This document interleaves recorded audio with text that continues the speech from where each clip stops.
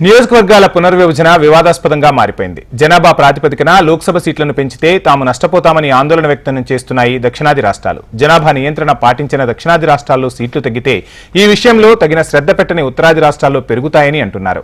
తమిళనాడు అధ్యక్షుడు స్టాలిన్ ఈ అంశంపై దక్షిణాది రాష్ట్రాల నాయకులతో ఓ సమావేశానికి సిద్ధమయ్యారు. అయితే దక్షిణాది రాష్ట్రాలకు ఎలాంటి ఇబ్బంది లేదని, సీట్లేమీ తగ్గవని అంటున్నారు కేంద్ర హోంమంత్రి అమిత్ షా.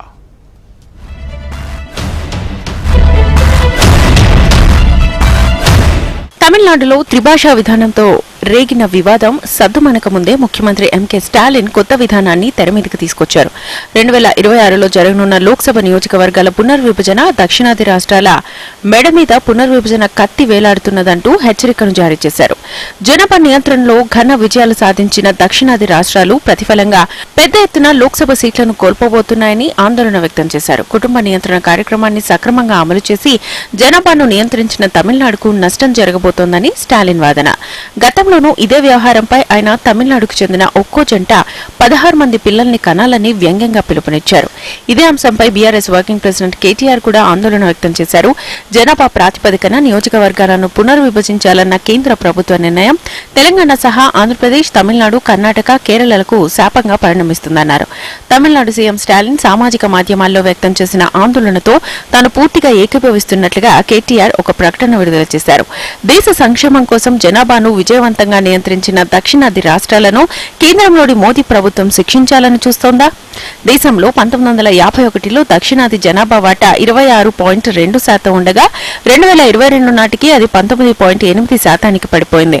అదే సమయంలో ఉత్తరప్రదేశ్, బీహార్, మధ్యప్రదేశ్, రాజస్థాన్ వంటి ఉత్తరాది రాష్ట్రాల జనాభా వాటా 39.1% నుంచి 43.2% పెరిగింది.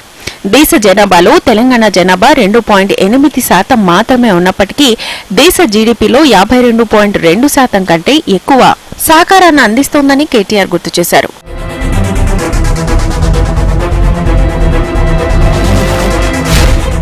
మరోవైపు ఎప్పటి నుంచో నియోజకవర్గాల పునర్విభజన ప్రక్రియ అంశంపై కేంద్ర హోంమంత్రి అమిత్ షా స్పందించారు. ఈ ప్రక్రియలో దక్షిణాది రాష్ట్రాలకు అన్యాయం జరగబోదని హామీ ఇచ్చారు. పునర్విభజనతో ఇక్కడి పార్లమెంట్ స్థానాలు తగ్గవని కేంద్రం స్పష్టం చేసింది. ప్రధాని మోదీ ఇచ్చిన వాగ్దానం మేరకు ప్రోరేటా విధానంలో ఒక్క పార్లమెంట్ సీటు కూడా తగ్గదని పేర్కొన్నారు.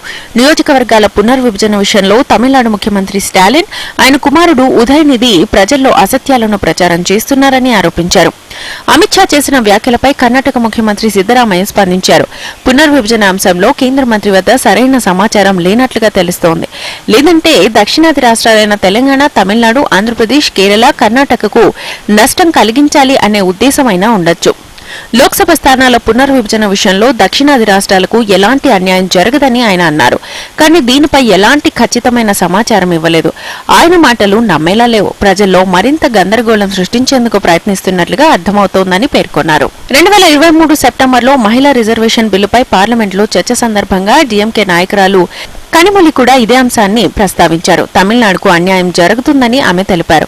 ఆ సమస్య తలెత్తదని ప్రధాని మోదీ స్పష్టంగా హామీ ఇచ్చారు. ఇప్పుడు అమిత్ షా అయినా, గతంలో మోదీ అయినా అన్యాయం జరగబోదని వాగ్దానం చేస్తున్నారు. అయితే ఏ ప్రాతిపదికన నియోజకవర్గాల పునర్విభజన ఉంటుందనేది మాత్రం ఇప్పటి వరకు స్పష్టతనివ్వలేదు.